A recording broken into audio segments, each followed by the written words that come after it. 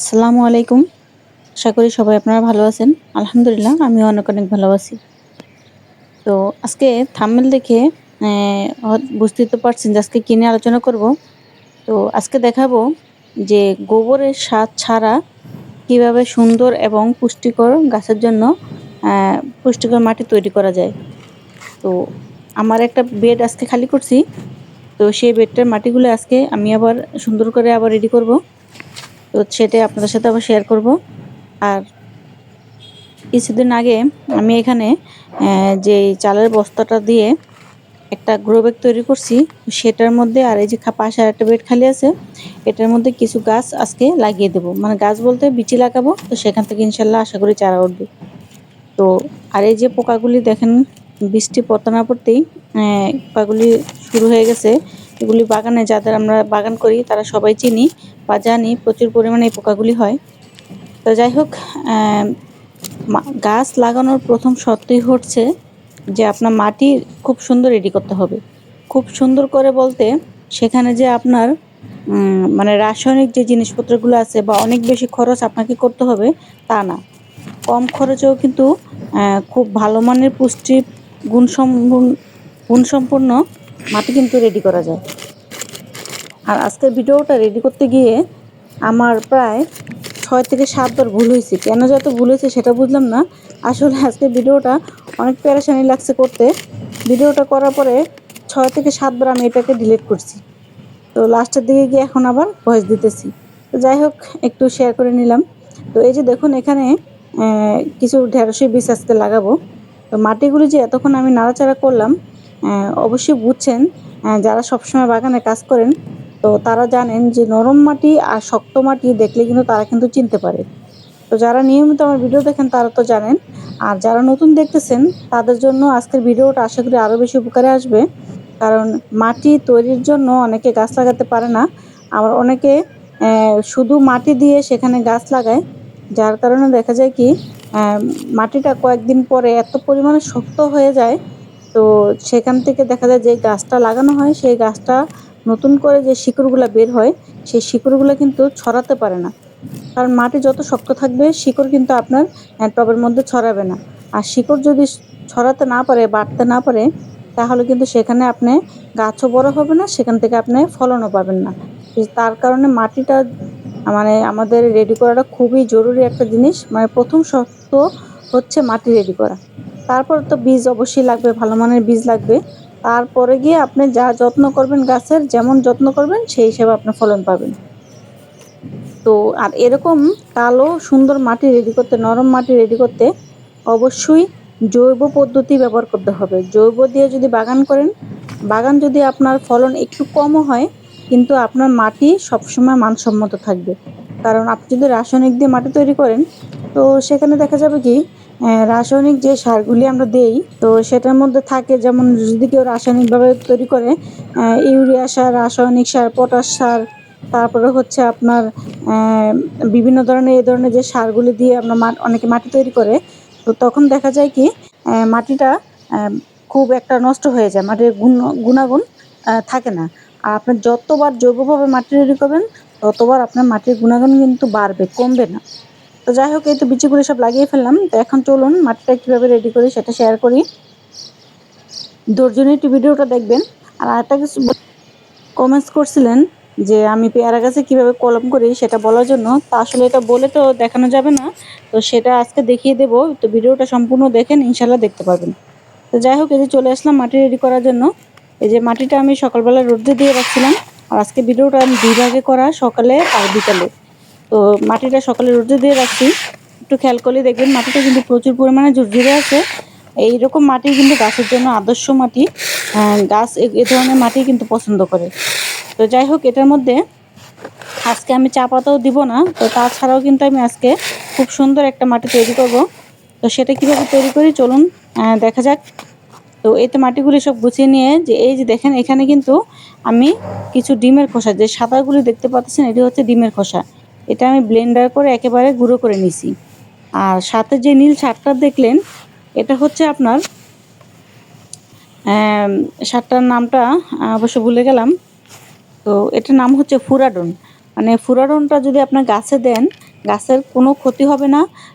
মাটিতে যদি কোনো রোগ পোকামাকড় থাকে, যেগুলি থাকে সেগুলি কিন্তু এই ফুরাডন আপনারা একেবারে ধ্বংস করে দেয়। তো যদি আপনাদের মাটির সাথে নাও মিশান, টবের গাছে যদি যখন দেখবেন পোকা হয়, তখন গাছের গোড়ায় একবারে গোড়ায় দিলেও এই সারটা কোনো সমস্যা হবে না। গাছের গোড়ার মধ্যে, মাটির মধ্যে আপনারা এই সারটা দিয়ে দিবেন। তাহলে দেখবেন যে পোকামাকড় তেমন একটা গাছে কোনো ক্ষতি করতে পারে না। কারণ পোকার মেন জায়গাই হচ্ছে মাটি। মাটি থেকেই কিন্তু পোকামাকড়টা বেশি হয়। তো যাই হোক, এই যে দেখলেন এখানে আমি গোবর, সরি, ডিমের খোসা আর হচ্ছে আপনার এই যে ফুরাডনটা অপশনাল, আপনাদের থাকলে দিবেন, না থাকলে না দিলেও সমস্যা নেই। তো এবার ভালো করে মিশিয়ে নিলাম। মিশিয়ে এখানে আমি পর্যাপ্ত পরিমাণে কিন্তু সবজির খোসা দিয়ে দেবো। তো সবজির খোসাটা কত পরিমাণে দেই সেটা একটু খেয়াল করে দেখবেন আপনাদের। কারণ সবজির খোসা কিন্তু আমাদের বাজার থেকে কিনতে হয় না।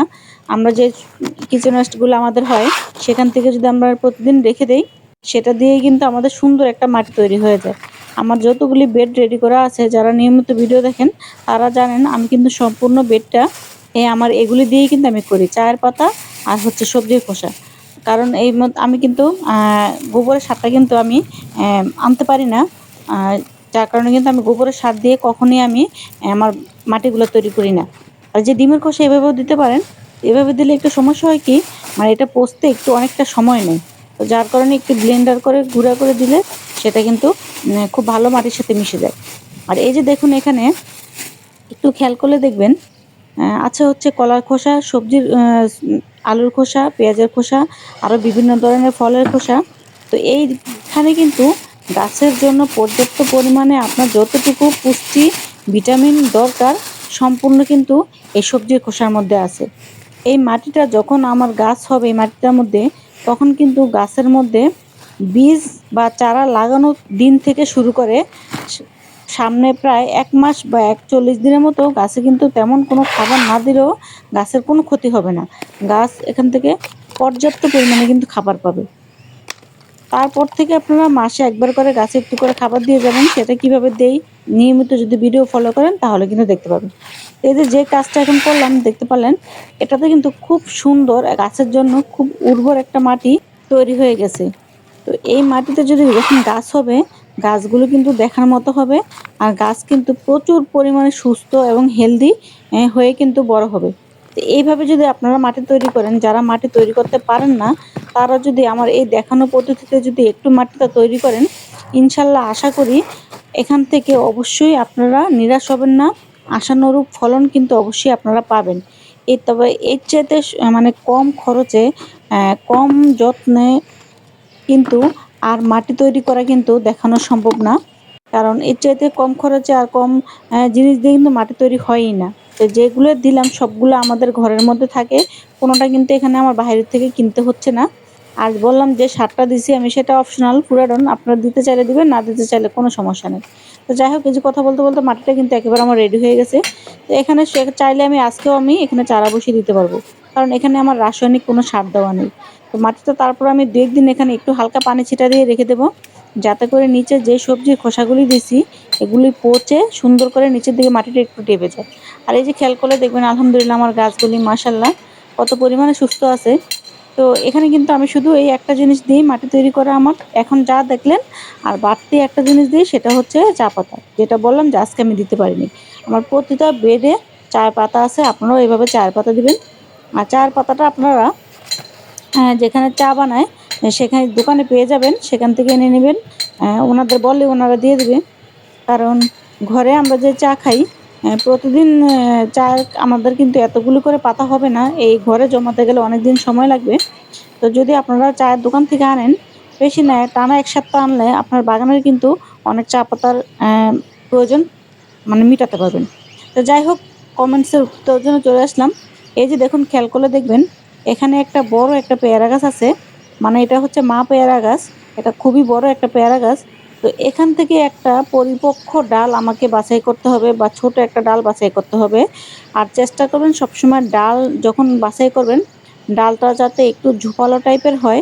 ছোট হোক, যাতে একটু ঝোপালো টাইপের হয়। আর এরকম যেটা এখন দেখতে পাচ্ছেন, এরকম নরম ডালে কিন্তু কখনো কলম হয় না।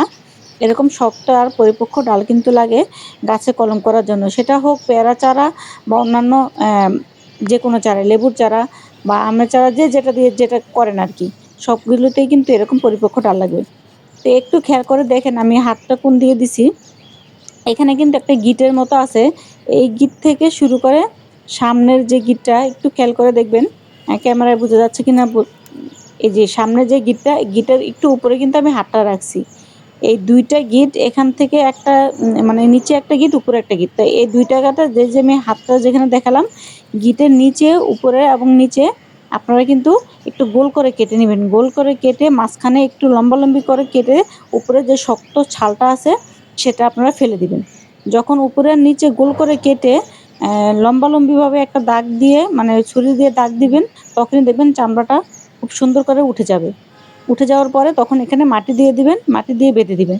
তো আপনাদেরকে দেখাচ্ছি যে সামনে খেয়াল করে দেখবেন এখানে একটা কলম দেওয়া আছে, অন্য একজন দিছে। এই যে সেম প্রসেসে যেটা আমি বললাম, ওই ছালটা উঠিয়ে আপনাদের বাগানে যে মাটি আছে মাটিটা একটু পানি দিয়ে গুলে একটু নরম করে এভাবে করে ডালার মধ্যে এভাবে করে দিয়ে দিবেন। এভাবে দেওয়ার পরে এরকম একটা পলিথিন ব্যাগ নেবেন, সাদা পলিথিন নিতে পারেন। ছাতাটা নিলে একটু আপনাদের যখন শিকড় আসবে তখন দেখতে পারবেন, মানে বাইরের থেকে বোঝা যাবে। তো দিয়ে যে খেয়াল করলে দেখবেন নিচের দিকে কিন্তু একটু রশি দিয়ে বাঁধা আছে, নিচের বাঁটটা একটু শক্ত করে দিবেন। আর এভাবে করে দিয়ে তারপরে যে উপরে যে আমি যেখানে হাত দিচ্ছি এখানেও একটু বেটে দিবেন। তো এই বানটা একটু হালকা রাখবেন, কারণ যখন আপনি এটার মধ্যে মাঝে মাঝে যখন দেখবেন বৃষ্টি না হয় তখন আপনারা এটার উপর দিয়ে একটু করে পানি দিয়ে দিবেন। পানি দিয়ে দিলে তখন দেখবেন ১ থেকে ১ মাস বা ১৫ থেকে ২০ দিনের মধ্যে এখানে সুন্দর করে চারা গজিয়ে যাবে। আর কলম দেওয়ার এটাই হচ্ছে খুব মোক্ষম সময়, কারণ এখন বর্ষাকাল।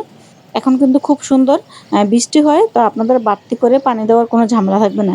তো আশা করি আপনারা যে আমাকে প্রশ্নটা করছেন বা অনেকেই এরকম প্রশ্ন করেন, তো সে বুঝতে পারছেন। তো আমার যে পেয়ারা চারাটা আপনারা দেখেন এই গাছটা থেকেই কলম করা। আর আলহামদুলিল্লাহ আমি কিন্তু এখানে খুব সুন্দর কিন্তু ফলন পাইতেছি। তো ভিডিওটা কেমন লাগলো জানাবেন। ভালো লাগলে লাইক, কমেন্ট, শেয়ার করে দিবেন। সবাই ভালো থাকেন, সুস্থ থাকেন।